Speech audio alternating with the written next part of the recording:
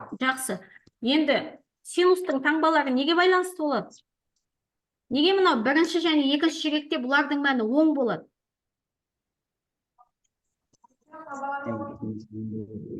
Таңбалары неге оң болады? Кім айтады? Мына жерде бізде шеңбер сызылып тұр ғой, тригонометриялық шеңбер. Жазбай тұрыңызшы. Мына жерде бізде 0 градус. Мынау бізде қанша градус? 90 градус. 90 градус. Мына жер? 180 градус. Жақсы, 180 градус. Неге қалай ойлайсыздар? Синуста неге бірінші, екінші ширекте бізде таңба оң?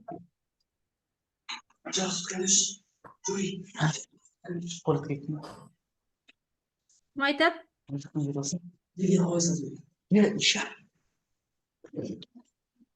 Себебі декарттық координаттық жүйесі ғой, балалар. Мынау бізде синусымыз, y осі бізде синус функциясына жауап береді. Сол себептен синус функциясына мына жерде 0 болатын болса, мына жер бізде 1 деген нүктеден өтіп жатыр.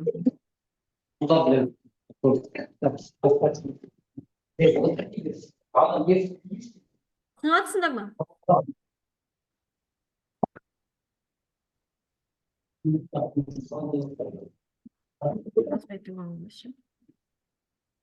Сондықтан синус функциясының кез келген, мысалы мына жерден біз алған 45-тің мәні қандай мәнге ие болады синуста?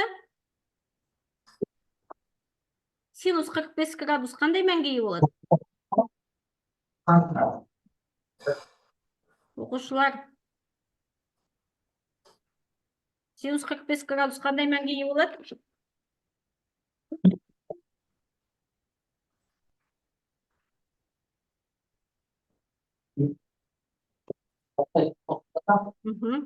Синус 45-тегі мәнді айтып жүрсеңдерші, балалар, мына жерде міне 45 градус тұр, бізде. Білеміз ғой? 90-ның жартысы 45. Енді ол 45 градус синусқа өткен кезде мына жердегі мәні қанша болады? Синус 45 градус қандай мәнге ие? 2 градусты 2-ге тең болады. Ой, молодец, атың кім?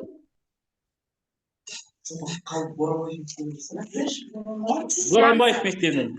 Иә, Боранбаев мектебі, молодцы. Ал мына жерде 2-ден 1-де қандай мәнге ие болады градус? Мынау 2-ден 1 болғанда 1-дің дәл жартысы болса, былайынан мына жердегі градус қанша болады? 30 градусқа. Тамаша. Сонда бізде синус 30 градусымыз? Синус 30 градусымыз 2-ден 1-ге тең, иә? Сондықтан бізде 2-ден 1-ге тең. Иә, 0-дан бастап 180-ге шейінгі градустардың барлығында бірінші және екінші ширектен түскен барлығы мына жерге келіп тұра қалады. Осы жердегі мәндерді береді. Сол себептен 0-дан бастап 180-ге шейінгі градус синуста бізде плюске ие. Сондықтан мынаған плюс қойып отырмыз. Көріп тұрсыңдар ма? Шимайлап тастадым, е? Түсініп атыңыздар, бұл таңбаны түсіну бізге керек, өйткені біз жаңағы келтіру формуласын әкелген кезде сол таңба арқылы ғана оны шеше аламыз. Бұл таңбаны білмей қалсаңдар, қазір түсінбей қаласыңдар. Жаңағы тригонометрияның келтіру формуласын полностью жаттап алу мүмкін емес. Оны былай түсініп алсаңдар, тез келтіру оңай болады. На екеуі неге минус болып тұр? 3 пен 4-ші ширек. Себебі мына жерде минус 1 балалар. Мынау бізде декарттық координаттар жүйесі ғой. Сол кезде сендер білесіңдер, басы бізде 0. Енді астыға түсетін болсақ, астыңғы жақтың бәрі минус қой. Е? Енді мына жерде 180-ден асып кеткен градустың барлығы, 180-ден асып кеткен градустың барлығы қазір бізге қайда барады? Мынау бізде синус осына жауап беретін ось, y осі. Мынаның барлығы бізде қазір мына жердегі мәндерді бере бастайды. Түсінесіңдер, перпендикуляр түседі. Мысалы, мына жерде 225 градус бар бізде. Сол 225 градус перпендикуляр әкеп түсірсек, мына жерде қандай мәніміз шығады бізде? Жаңағы біздің 45 градусымызды беріп тұрған мән шығады. 45-ті біз айттық қой жаңа, түбірасты 2 бөлінген 2 деп. Бірақ бұл жердегі мән минуспен шығады. Өйткені бұл 0 мен минус 1-дің арасында жатыр. Сол себепте мұнаның алды минус түбірасты 2 бөлінген 2 шығады. Түсініп отырмыз ба? Сондықтан бізде жаңағы үшінші, төртінші шегектің мәндері бізде минус мәнге ие дегеніміз осы. Анау нөлден бастап 180-ге шейін ол нөлдің мынау вертикаль сызығының үстінде болғаннан кейін, x осінің үстінде болғаннан кейін оң мәндер болады да. 180-нен төмен жаңағы 360 градусқа шейін бұл x осінен төмен жатыр. Яғни минус мәндерге ие. Енді мынау косинустікі. Косинус бізде мына жерден бастап 0-ден бастап 90-ға шейін градустарда ол плюс болады, былайынан келіп түседі. Өйткені косинус функциясына жауап беретін ось бізде x осы. Сосын кейін мына жер 270 градустан бастап 360-ға шейін плюс мәнге ие. Сондықтан мынау бірінші және төртінші шегектегі таңбалар плюс. Білеміз ғой, білеміз, е? Енді мына жерге неге именно мынада плюс екен белгілі, тангенс бізде не? Синус пен косинустың несі ғой? Синус бөлінген косинус функциясы ғой. Е? Сондықтан синуста да косинуста да мына бірінші шегекте оң мән болғандықтан оң санды оң санға бөлсең, яғни оң сан шығатын анық, е? А мына жерде неге оң шығады? Ал мына үшінші шегекте неге оң мән шығып тұр, ал кім айтады? Синуспен көп бөлінеді. Үшінші шегекте неге оң мән шығып тұр? Өйткені синуста да косинуста да мәндері қандай? Бірдей. Теріс. Екі теріс сан бір-біріне бөлінсе оң мән шығады. Солай ғой? А мына жерде біреуінде плюс болса, біреуінде минус. Мынау синуста плюс болса, косинуста минус, сол себептен минусқа ие болып кетеді. Бөлінген кезде. Синуспен біреу плюс, біреу минус болса, минус болып кетеді ғой. Солай 2 мен 4-те олар минус мәнге ие. Таңбаны түсіндік қой, е? Енді келесіне кетеміз. Қазір градустар бойынша айтамыз. Келесі міне градустар бойынша білеміз ғой, е? Бұдан сендер мәндерін осылай жаттауларың керек негізі. 30 градус дегеніміз синуста қандай мәнге ие? 30 градус синуста 2-ден 1-ге ие. Мына бірлік шеңбері сендерде барма қолдарында болу керек. Осыған қарап, көздеріңе елестетіп, бірден мәнін тауып алуға болады осы арқылы. Кез келген градустың. Мына жер радианға тоқталу керек. Мынау пи бөлінген 6 деген түсінікті ме осы сендерге? Пи бөлінген 2. Пи деген жалпы неше? Пи деген жалпы неше? Қандай градусқа тең? 1. Қалай 1? Қай жерде пи көріп тұрсыңдар? Мені ғой. Көрініп тұрма, шешен қара мектеп жақын отырмадыңыздар ма? Сіздер көрінбей тұрған сияқты ғой? Онлайн сабақ өтіп жатыр менде Айқаным. Неше градусқа тең? Пи? 180. Жақсы, 180 градусқа тең. Көбісі айтады, пи деген 3,14 қой мұғалім деп. Е? Ол сандық мәні 3,14. Градустық мәні оның 180 градус. 2 пи дегеніміз мені айналып келді. Мені 2 пиіміз нешеге тең? 360-қа тең. Пи бөлінген 2? 190-ға. 90-ға тең. 90. Мынау 270-ті не деп атаймыз? 270 пи 3. 3 пи бөлінген 2. Пи бөлінген 2 пидің жартысы ғой. Пидің жартысы 90 болса, мына жерде 2 пи бөлінген 2 ғой, 2 қысқарып кетті де, сонда пиіміз 180 болды. Мына жерде сонда пи бөлінген 2-ден 3 уже. 90 градус шегектер бойынша айтылып жатыр ғой. Сонда бізде уже 3 болды. 3 пи бөлінген 2, 270 градус. Сосын қараңдар, мына жақта біз былайынан санайтын болсақ, 10 градустар саналады. 90 градус, 60, бүйтіп кете береді.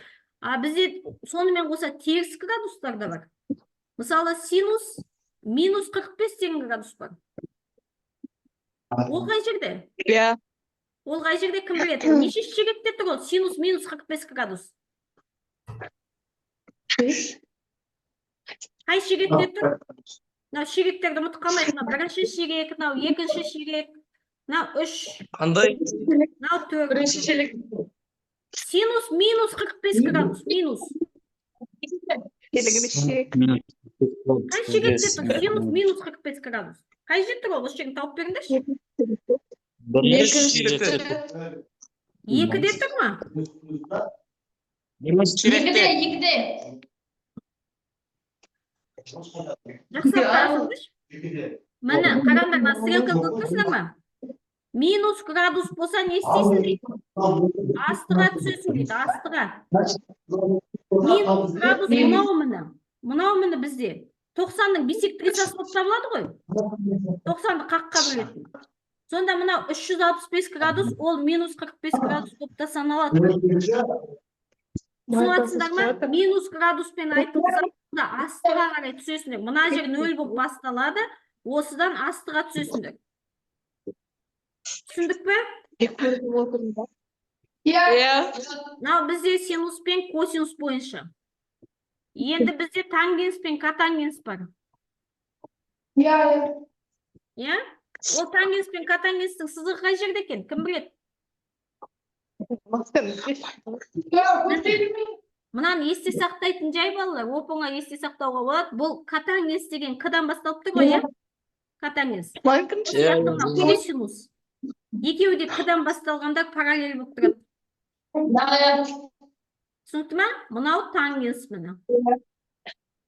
Мысалы, котангенс 45 градус дейік. Синус 45 градус. Синус 45 градус. Бөлінген косинус 45 градус дейді. Екеуінде мәні 45 градуста, синуста да, косинуста да мән қандай? Екі түбірасты екі. Синуста да осымен, осымен. Санды өзіне өзін бөлсең не шығады? Сол шығады. Бір шығады. 90 шығады. Бір шығады, санды өзіне бөлсең. Мысалы, 4-ті 4-ке бөлсең, сол санның өзі шықпайды ма олар не сендер? Бір шығады. Бір шығады. Мен бір дегеніміз мынау міне. Айхан, оңай сабақты отырып, жібермей алмай біреуден сұрашы. Түсіндік па міне бір дегеніміз? Міне пи бөлінген 4 дегеніміз 90 градусы тағы да 2-ке бөліп тастады деген сөз ғой. Сонда пи бөлінген 4 бізде тангенс 45 градус 1-ге тең. Тангенс жаңа 60 градусымыз түбірасты 3-ке тең. Түбірасты 3 дегеніміз жуықтап есептегенде қандай мән? Түбірасты 3-тен қандай мән шығады? 1,7-ның маңайындағы мән шығады. Яғни ол 1-ден үлкен мән деген сөз. Көріп тұрсыңдар ғой? Ол түбірасты 3 шығады. Жаңа 30 градус дегеніміз осы түбірасты 3-ті 3-ке бөледі. 1-ден кіші, яғни жаңа 1,7-ні 3-ке бөлетін мән шығады. Тамамен жүкта болса, ойша есептеп, ойланмасада бұл яғни осы жердегі мән. Бізде осы стандартты есептелетін градустар осылар көбінесе. Басқа градустар берілсе, біз оны градусқа салып қана есептейміз. Мені осы жерде тұрған сен жаттап алсаңдар болды. Тригонометрия оп-оңай болады балалар. Енді бар ғой? Осы жерде біз давайте табайық. Косинус 990 деген градус айтады. Косинус 990 деген градус қай жерде орналасқан? Қай ширекте деп ойлайсыңдар? Бізде өзі бар жоғы 160 градус қой, е? Ал 990 тұр.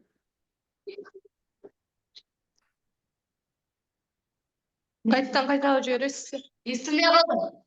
Косинус 990 деген градус қай жерде орналасқан? Оның мәні нешеге тең деп ойлайсыңдар? 990 3-ке. Ой, 390. 4-ке походу. 4-ші ширекте ме? Қай жерде жүрміз бе? 2 ширек. Қалай есептейміз балалар? 990 бөлеміз. Міне, бір рет айналым жасадық, е? Бір айналым жасап келдік. Неше градус болды? 360 болдық, иә? Ya. Тағы да Жаппай екінші айналымға. Екінші айналым жасап келдік. Üçüncü aydan. Неше градус болдық? 120. болды. Ал енді үшінші айналымға бара аламыз ба? Çok. Бараламыз. Жоқ, бара алмаймыз. Енді біз мына жерге шейін ғана бара аламыз ғой деймін. Мына маңайға келеміз. Мына маңайға. Я. 4-ке дейін. Мына жерге шейін қанша градус? Қанша градус мына жердегі? Мына градусымыз нешеге тең?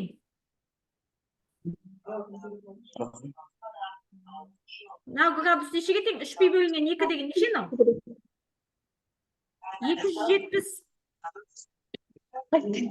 270 градус. 220-ға қоса 270. 270-ті. Сонда неше шығады? 990. Келдік міне. Яғни мына жерде тұрады екен. 2,5 айналым жасап келеді екенбіз. Сонда бұл бізде косинус 270-тің мәніне ие. А косинус 270-ті нешеге тең? Косинус 270-тің мәні нешеге тең? Мына жердегі мән неше? Мына 270 бойынша неше болады? 0. Қалай 0 орта ғой міне. Косинус косинуспен шатасып. Аха, мынадан енді косинусқа барамыз, сонда мынаған түседі міне 0-ге тең. Дұрыс, мен синуспен шатасып кеттім. Жақсы, түсіндік па? Ya. Енді біз барлық градустарды бірінші шегекке әкеп табамыз. Бірінші шегекке әкеп табамыз. Соны келтіру формуласын қараймыз қазір. Так, келесі.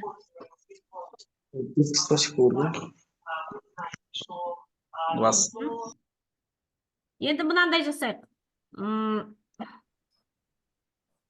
Мысалы, синус 150 градус. Ya. Біз оны бірінші шегек бойынша табуымыз керек. Жаңағы пи қосылған алпыс деген сияқты. Бізде бұл жерде альфамыз 0 мен 90-ның ортасында жатады. 0 мен 90-ның. Сонда біз қалай табамыз бұны? Синус 90 қосылған қандай градус болады бұл? 90 gradus. 150-ді 90-ға қандай градусты қосамыз?